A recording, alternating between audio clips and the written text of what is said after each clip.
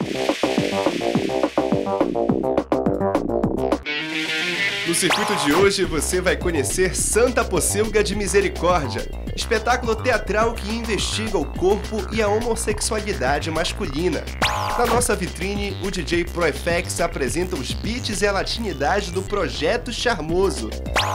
A galeria do programa traz o fotógrafo paulista Cristiano Mascaro, que fala da sua relação íntima com a arquitetura das metrópoles.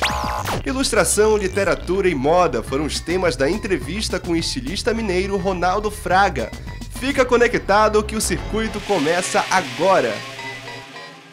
6 histórias de pecado unidas por uma devoção.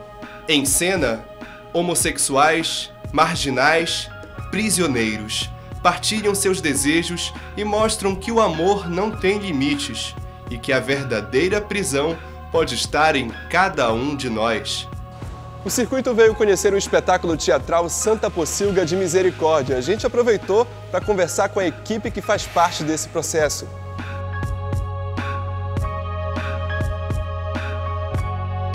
Por que tu dizes que mais do que um espetáculo, esse trabalho aqui é uma oração?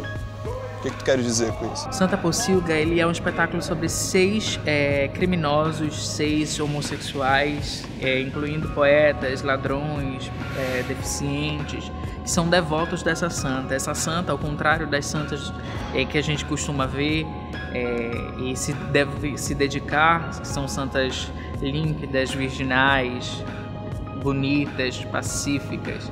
Essa santa, ela se anuncia através de gemidos, de choros. Ela é o que a gente chama de a santa dos ladrões, a santa dos ladrões de ocasião, como o texto em um momento diz.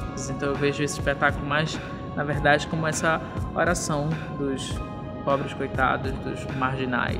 A santa, ela é um personagem que ela tem uma relação direta com Genet. Ela é a santa desse poeta, né? Ela faz 3 aparições no espetáculo e isso correlaciona com as 3 aparições de várias outras santas, né? Esse número de 3 aparições é recorrente em várias histórias. E é uma santa que, ela não é uma santa qualquer, ela não traz essa pureza e virginalidade que a gente espera de uma santa. É a santa do sexo, é a santa da dor, da imundície. Então ela é o oposto do que a gente está acostumado a entender por santa. Então a gente mostra que essas pessoas que vivem à margem, esses invisíveis, eles também amam, também rezam.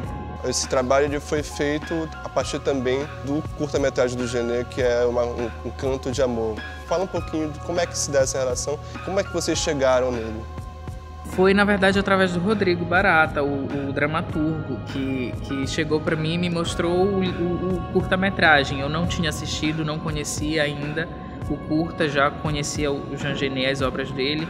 E aí ele teve a ideia de trazer para mim e dizer, vamos transformar num espetáculo esse curta-metragem que também conta a história de alguns prisioneiros que são vigiados por um carcereiro, pelo buraco da fechadura, e essas aventuras sexuais amorosas dentro dessa prisão. Então a dramaturgia ela é influenciada, inspirada a partir desse curta-metragem do Jean Genet e também de outras obras do Jean Genet que ao longo do texto do Rodrigo são citadas. A peça não é naturalista, ela não é verossímil. É como se esses homens eles vivessem num outro plano. A dramaturgia são coisas que eu pensei e disse lendo Genet, relendo Genet, relendo algumas entrevistas que deu, relendo o que o Sartre escreveu sobre Genet. Ele dizia que a maior prisão que ele tinha não foram as que ele teve como cárcere físico de uma prisão na França. Não, era a própria pele. O corpo dele era a maior prisão dele. Então tem cartas, tem bilhetes, tem vivências, filmes que vi. Existe uma espécie de etnografia arquivista na minha cabeça para ter criado a dramaturgia da peça, sabe? A gente veio conhecer os bastidores do elenco que se prepara aqui no camarim para mais uma apresentação do Santa Pocilga de Misericórdia, falando com o Alan, que cuidou também da preparação do elenco. Como é que foi esse processo, Alan? Bom, o Santa Pocilga, quando a gente pegou o texto e o Cauã me convidou a fazer a preparação do elenco, a ideia inicial é trazer toda essa poesia do texto pro corpo, né? Então a gente ficou fazendo trabalhos intensos, corporais, juntos, e os ensaios eram sempre de manhã muito cedo, então isso exigiu já um esforço físico muito grande, né? A ideia que a gente tentou buscar é com que esses corpos dançassem a totalidade dessa ideia, desse espetáculo, né? Dessa marginalidade, como se a todo momento os corpos deles estivessem dançando essa realidade. A investigação era descobrir as possibilidades que o corpo por si só tem de trazer essa poesia do texto. E o corpo de cada um. O corpo de cada um, e são corpos completamente diferentes. Que nos pariram, a ver os mártires de todas as... O meu personagem, ele é o padre, e ele é um dos prisioneiros da prisão da Santa Pocilga de Misericórdia. E ele é um padre um pouco fora do convencional do padre, assim. Ele é um padre obsceno, ele é um padre que meio que perverte as coisas e muda um pouco a concepção do que é sagrado para ele. Meu personagem é o Mudinho. Eu trabalho com o Mudinho a questão da insanidade dentro dele, de toda essa marginalidade e erotismo que o espetáculo tem na sua encenação. Por ele não ter uma linha reta de pensamento, ele ser um ser louco e contraditório, ele acaba tendo uma relação de quase sendo o mascote dos outros prisioneiros. O meu personagem, ele foi o último personagem inserido na encenação, né? É o carcereiro. E ele é um grande voyeur. E tu acha que o carcereiro se identifica também com esse papel do público? Sim, nesse observador, nesse voyeur? Sim, tanto que o diretor tinha falado isso um pouco, né? Que ele seria, na verdade, o elo entre o público real e todo aquele mundo onírico, né? Da encenação. Eu acredito que não só ele se identifica com o público, mas como muitos do público ali se identificam com ele também. O personagem é o poeta Jean Genet. Ele é uma espécie de centralizador de toda a atmosfera do espetáculo, porque os outros personagens são vistos como projeções da consciência do poeta. Na tua leitura e na tua pesquisa de ator, sim. Quem foi esse Genet que tu descobriu? Pois eu cheguei a ler uma obra do Genet, né, que é o Diário de um Ladrão, e lá a gente vê toda essa vivência dele, né, nos bares, né, nos portos, nos lugares mesmo onde ele encontrava os rejeitados da sociedade. O Panheirinho, ele é uma das projeções mais eróticas e sexuais do Jean Genet. Tem a relação com outro personagem, que é o Marcel, o personagem do Renan, do Marcel ser uma figura muito masculina, né, sexualmente muito atraente, então eles têm uma relação aí também, conflito por fora do que é essa cena também. Como é que é isso? O personagem é o Marcel e a nossa relação junto com o companheirinho é basicamente isso, justamente porque ele é um personagem que ele se encontra na figura, digamos que masculina dentro da cela, e a única queda dele, digamos assim, a única falha dele dentro dessa masculinidade é ter a atração pelo companheirinho. Agora, no teu trabalho como diretor, como é que foi formar esse elenco, né? Eu imagino que deva ter amigos também queridos, mas pessoas com quem tu já tem uma afinidade teatral. Como é que foi isso? Quando a gente começou a trabalhar, a forma como a gente queria falar sobre a homossexualidade desses homens, a gente sabia que nós não queríamos falar de uma forma velada. A gente queria trazer à tona um discurso sobre a homossexualidade e marginalidade muito forte. Então eu precisava de atores que pudessem me oferecer isso, fisicamente, sexualmente. Como é que foi trabalhar com os meninos? São outras gerações, outros pensamentos. Pois é, os meninos, eles são o que eu fui corajosamente. Estar nu, fazer sexo numa peça requer uma inteireza e um conhecimento do seu corpo e do seu desejo e um respeito a isso que eu não tive na idade deles. Como é que tu vê a recepção assim do público, mas também do público do próprio teatro Eu tô vendo, assim, de forma muito positiva. Na verdade, eu acho que o cunho erótico do espetáculo, ele atrai muito público. Mas as pessoas, quando chegam aqui e assistem o espetáculo, eles encaram o espetáculo de uma forma totalmente contrária, que é o que a gente quer. Que a gente quer que as pessoas venham aqui com o intuito até de ver sexo, não sei o quê, e saiam daqui com alguma ideia na cabeça.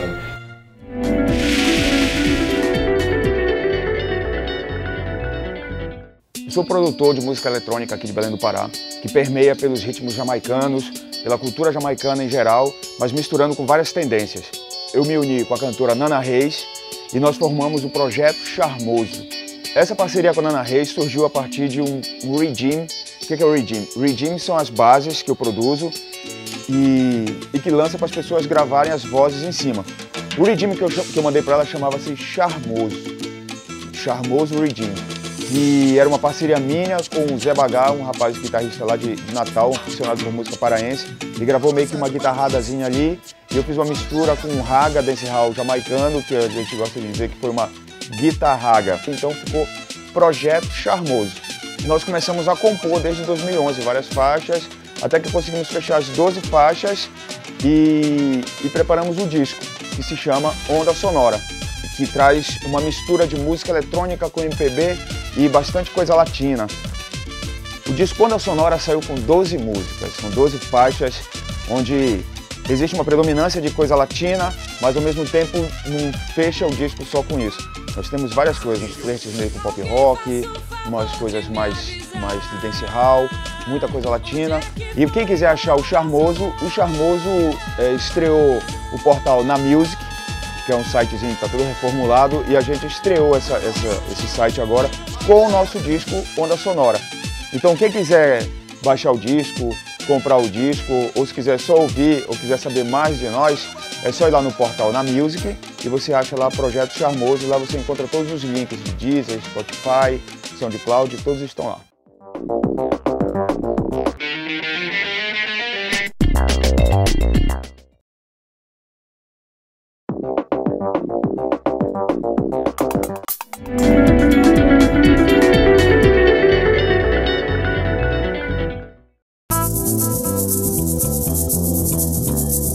Essa minha atração pela cidade vem de uma época anterior à Faculdade de Arquitetura, que evidentemente contribuiu para que eu tivesse assim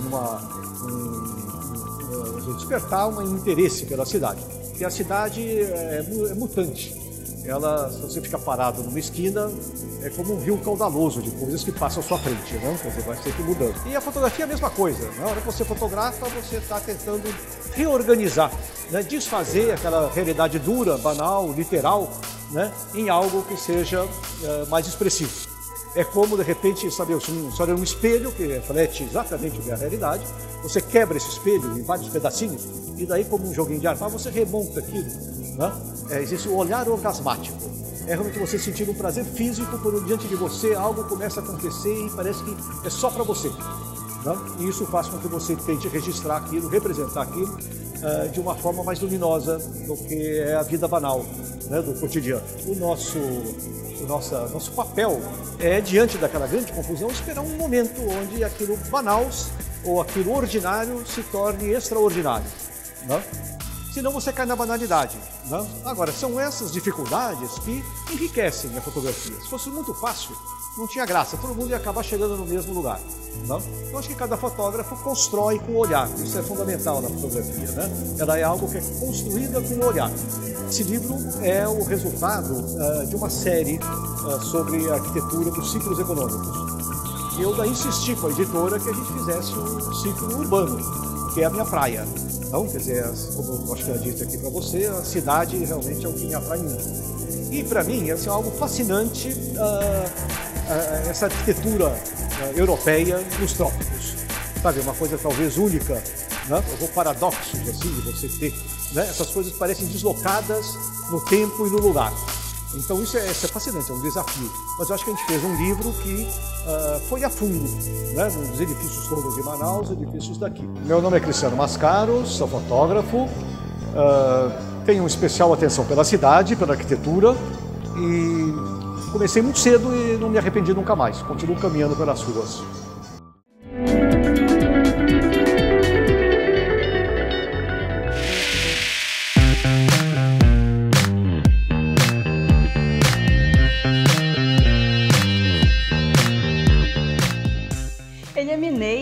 formado em estilismo pela Universidade Federal de Minas Gerais. Entrou no universo da moda pelo simples fato de saber desenhar.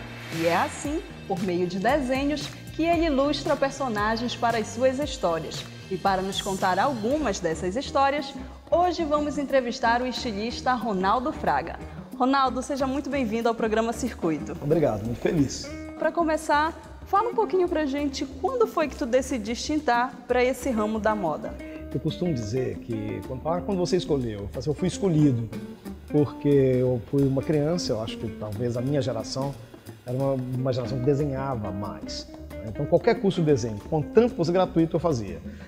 E adolescente, meus pais tinham morrido, 5 irmãos, então sem recursos. Eu ficava procurando, curso de letrista de faixa de rua, fazia. Curso para aprender a desenhar rosca de parafuso, eu fazia. Aí um dia eu encontrei com uma vizinha, eu tinha uns 15 anos, e ela estava no ponto de ônibus com uma pasta de desenho de moda. E eu olhei aquilo, achei aquilo lindo. Ela disse, é um curso de desenho de moda no Senac.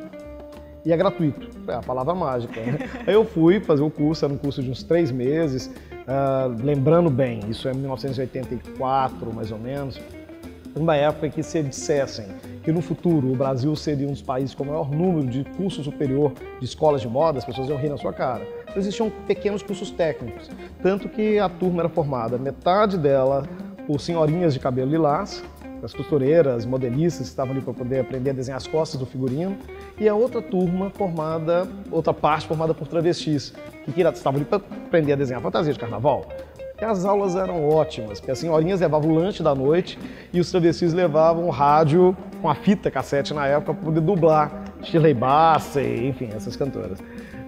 E no final do curso, nenhum grupo e nem outro aprendeu a desenhar. Só eu já sabia desenhar rosca de parafuso, então isso para moda é quase a mesma coisa. Aí o fato que daí 2 semanas eu recebi uma ligação do setor de colocação profissional do Senac e me ofereceram um emprego numa loja de tecidos. Então foi meu primeiro emprego. Aí eu falei assim, eu ainda me lembro até hoje, eu falei, quanto que eu tenho que pagar? Eu falei, pagar não, é um emprego. Eu falei, é um emprego? Eu vou desenhar o dia inteiro, ainda vão me pagar por isso? Vão. Só que eu sabia desenhar, mas eu não entendia nada de roupa, não entendia nada de costura, e foi aí que eu comecei a aprender. Então, 1 ano depois, uma pessoa de um ateliê que comprava os tecidos ali, quanto você ganha aqui? Eu falei, tanto. Então eu te ofereço 3 vezes mais para poder trabalhar comigo. Aí eu fiz o vestibular para Belas Artes, mas tinha sido instaurado o curso de estilismo. Eu falei, já estou mexendo com isso mesmo, então passei para o estilismo. E no final do curso de estilismo teve um grande concurso promovido por uma tecelagem nacional, na época, com várias etapas, 2 anos de eliminatória, e eu tirei o primeiro lugar. E o primeiro prêmio era uma pós-graduação na Parsons, em Nova York. Aí daí a história foi.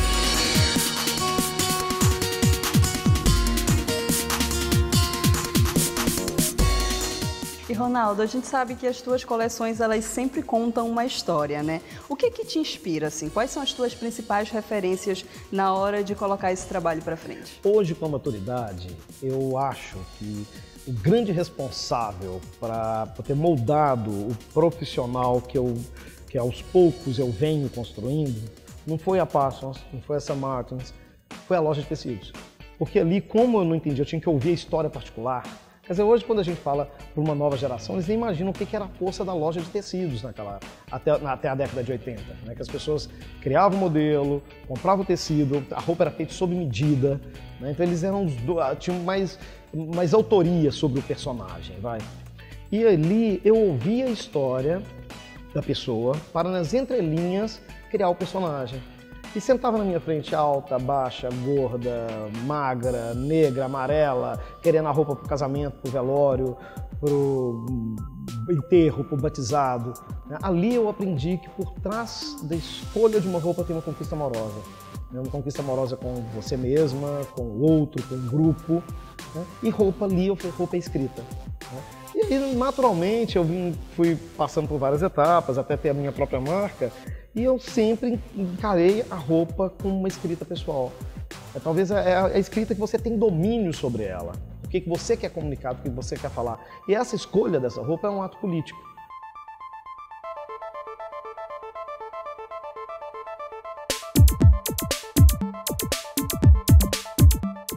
E hoje eu tenho um orgulho disso, quando as pessoas procuram por minhas coleções, Não como coleções passadas, mas chego na minha loja e falo, tem alguma coisa do Drummond? O Drummond é de 2006. Tem uma coisa do álbum de família, que é de 1996, entendeu? Aí eu acho que é isso. E assim, tem alguma dessas coleções que mais te marcou, aquela que assim deu mais trabalho, que foi mais gostoso entrar nessa história para poder contar depois nas passarelas? Eu não faço distinção, eu não tenho uma coleção, sabe? Eu posso te falar assim, umas 5 ou 10 coleções que tudo, tanto conceitualmente quanto resultado, me agradam. Eu adoro as coleções biográficas. Entrar no universo de um Noel Rosa e entender que se não fosse ele, a música brasileira não seria a cara que ela tem hoje, né? Ou Portinari, ou Atos Bulcão, né? E através de uma coleção de moda ou da roupa, revelar um Brasil desconhecido e ainda negado por muitos brasileiros. E assim, tu falaste da coleção que tu fizeste inspirada aqui no nosso estado, né? Que é um turista aprendiz na terra do Grão-Pará. Como é que foi trabalhar com essas artesãs de Tucumã? Foi maravilhoso. É uma coisa que, para mim, assim, muito mais do que eu... Porque o que eu penso, assim, daqui a 10 anos, daqui a 20 anos, daqui a 30 anos, eu não vou lembrar da roupa. As pessoas não vão lembrar da roupa, mas a história fica. A força da história fica, a experiência fica, né?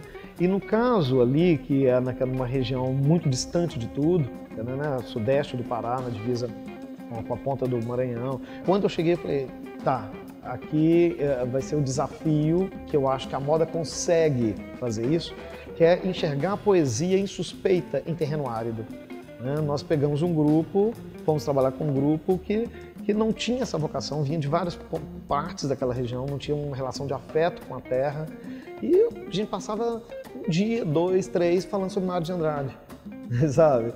No final, as meninas, elas apropriaram daquele ofício de uma forma tão amorosa, né, e tão fantástica, que eternamente elas vão estar comigo. E além da moda, quais são os outros segmentos que tu também dá uma passeada, uma pincelada? Olha, eu sou muito metido, sabe? Eu sou muito enxerido, então assim, na idade que eu estou, eu falo que, claro, todo mundo tem essa fantasia de fazer como Matisse, que é Matisse, por sua vez, que tinha vontade de fazer como faziam os artistas japoneses do século XVIII, e chegava na metade da vida, o que eles julgavam que ia ser a metade da vida, e falava assim, eu vou mudar de personagem.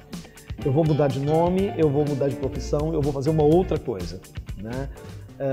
E claro que quando eu penso nisso, eu falo assim, mas não me dá conta.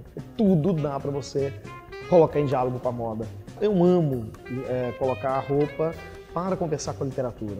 Eu ter a literatura como fonte de inspiração.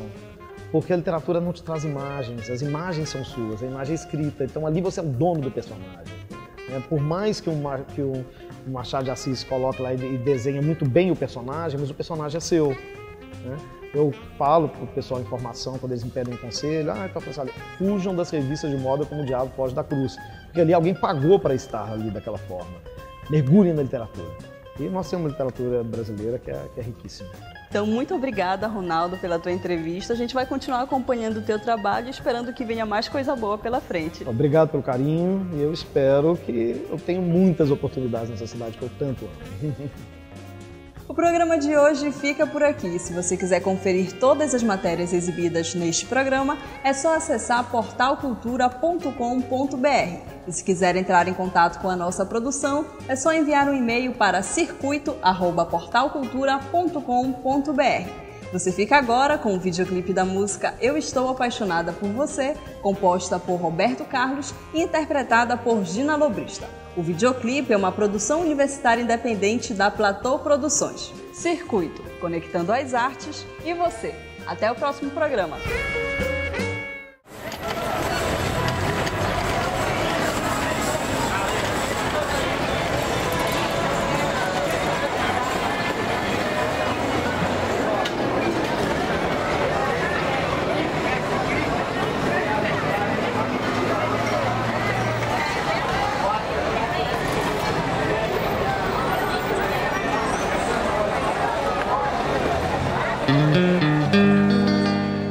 Nessa minha vida agitada, já não tenho mais tempo pra nada. Já nem posso mais pensar no amor, mas Mas veja só que mesmo assim eu estou apaixonada por você. E nem mesmo tenho jeito de falar do meu amor, que é grande sim, que é tudo enfim, que existe em mim. Eu estou apaixonada. Eu estou apaixonada por você. E não posso mais ficar distante assim do seu carinho. E sei porquê. Tudo que eu faço, penso em você. É que eu estou apaixonada. Fico esperando um minutinho, mesmo que seja só pra ganhar um beijinho, rapidamente e depressa dizer que eu estou apaixonada. Gina Lobrista, na batida do coração.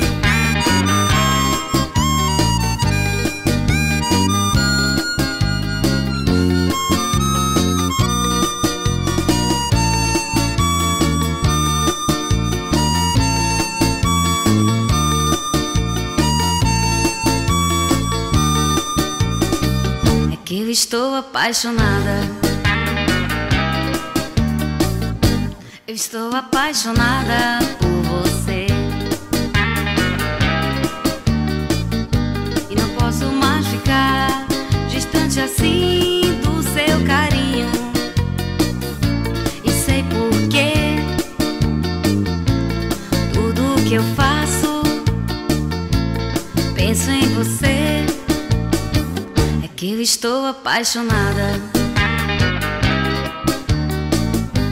Fico esperando